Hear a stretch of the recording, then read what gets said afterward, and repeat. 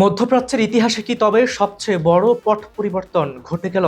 মাত্র কয়েক ঘন্টার ব্যবধানে বদলে গেছে পুরো দৃশ্যপট। তেহরানের সুরক্ষিত কম্পাউন্ডে বৃষ্টির মতো আছড়ে পড়েছিল ৩০টি ইসরায়েলি বোমা। নিহত হন ইরানের সর্বোচ্চ নেতা আয়াতুল্লাহ আলী খামেনি।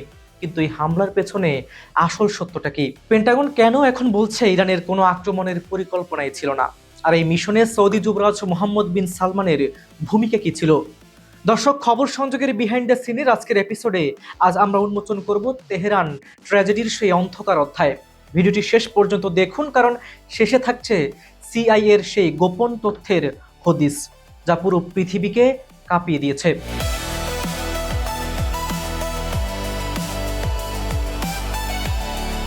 তারিখটি ছিল ২৮শে ফেব্রুয়ারি ২০২৬, সময় সকাল ৯টা ৪০ মিনিট।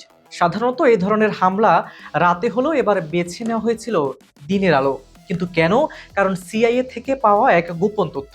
ইসরায়েল এবং যুক্তরাষ্ট্র জানতে পারে তেহরানের কেন্দ্রস্থলে একটি কম্পাউন্ডে খামেনি স্বয়ং এক উচ্চ পর্যায়ের বৈঠকে বসছেন।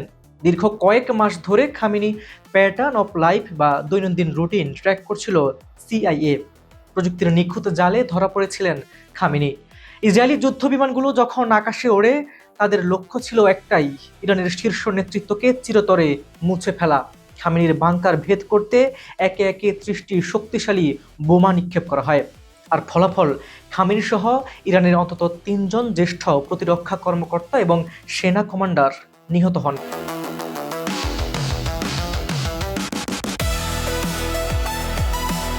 ইরানের যৌথ হামলার পর মার্কিন পেন্টাগন থেকে আসা এক চাঞ্চল্যকর রিপোর্ট বিশ্ব রাজনীতিতে তোলপাড় সৃষ্টি করেছে।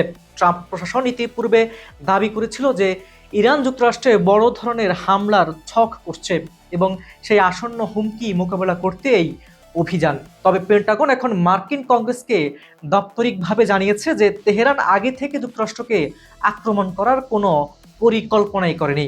গোয়েন্দা তথ্যে এমন কোনো লক্ষণ ছিল না যা নির্দেশ করে যে ইরান প্রথমে যুদ্ধ শুরু করতে চেয়েছিল।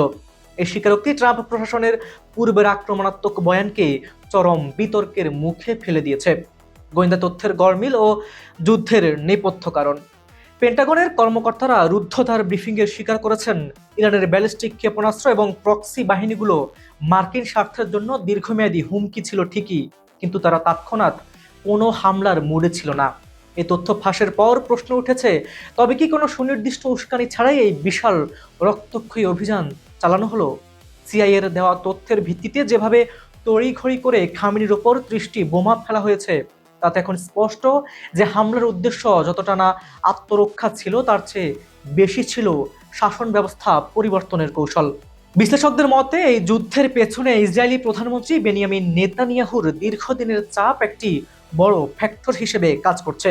ট্রাম্প ওভাল অফিসে ফেরার পর থেকে ইসরায়েল ইরানকে অস্তিত্বের সংকট হিসেবে দেখিয়ে আমেরিকাকে সরাসরি যুদ্ধে জড়াতে প্ররোচিত করে আসছিল। পেন্টাগনের এই নতুন রিপোর্ট ইঙ্গিত দিচ্ছে যে ইসরায়েলের গোয়েন্দা তথ্যের উপর অতি নির্ভরশীলতা বা ভূ রাজনৈতিক চাপের কারণেই হয়তো ওয়াশিংটন এই পথে পা বাড়িয়েছে। কোনো নিশ্চিত প্রমাণ ছাড়া এমন হামলা মার্কিন অভ্যন্তরীণ রাজনীতিতেও ডোনাল্ড ট্রাম্পকে আইনি ও নৈতিক চ্যালেঞ্জের মুখে দাঁড় করিয়ে দিতে পারে।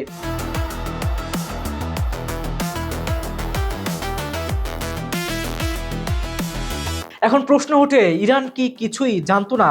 ইরানের কাউন্টার ইন্টেলিজেন্স কেন ব্যর্থ হলো? বিশেষজ্ঞরা বলছেন এটি ইরানের নিরাপত্তা ব্যবস্থার এক ভয়াবহ ধস। ইসরায়েলের সম্ভবত ইরানের টেলিকমিউনিকেশন এবং শীর্ষ কর্মকর্তাদের দেহরক্ষীদের ফোনে অনুপ্রবেশ করেছিল। খামনির অত্যন্ত কাছের কেউ কি তথ্য পাচার করেছিল? হতেও পারে। নিউ ইয়র্ক টাইমসের তথ্য মতে সিআইএ তথ্য দিয়েছে আর অপারেশন চালিয়েছে ইসরায়েল। অর্থাৎ তথ্য আর অস্ত্রের এক মারাত্মক সমন্বয়ে ধসে পড়েছে তেহরানের নিরাপত্তা দেয়াল।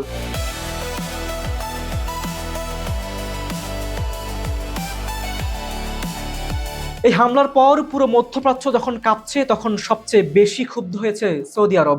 যদিও অভিযোগ উঠেছে সৌদি যুবরাজ এই হামলায় জড়িত, কিন্তু সত্যটা একটু অন্যরকম। রিপোর্ট বলছে হামলার তীব্রতা দেখে সৌদি যুবরাজ মোহাম্মদ বিন সালমান চরম অসন্তোষ প্রকাশ করেছেন। তিনি কুয়েত, কাতার এবং আরব আমিরাতের নেতাদের গোপন বার্তা পাঠিয়েছেন যাতে কেউ আগ বাড়িয়ে কোনো পদক্ষেপ না নেয়। রিয়াদ ভয় পাচ্ছে এই আগুন তপ্ত পরিস্থিতি ইয়েমেনের গ্রুপরা আবারও সক্রিয় করে তুলতে পারে। যা পুরো অঞ্চলের অর্থনীতি ধ্বংস করে দেবে। ওমানের পররাষ্ট্রমন্ত্রী তো সরাসরি বলেই দিয়েছেন, এটি যুক্তরাষ্ট্রের যুদ্ধ নয়, এতে কারো স্বার্থ সুরক্ষিত হবে না।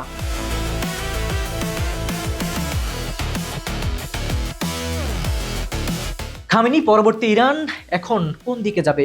প্রেসিডেন্ট মাসুদ পেজিকশিয়ান নিরাপদে থাকলেও ইরানের প্রতিরক্ষা ব্যবস্থা এখন ছন্নছাড়া।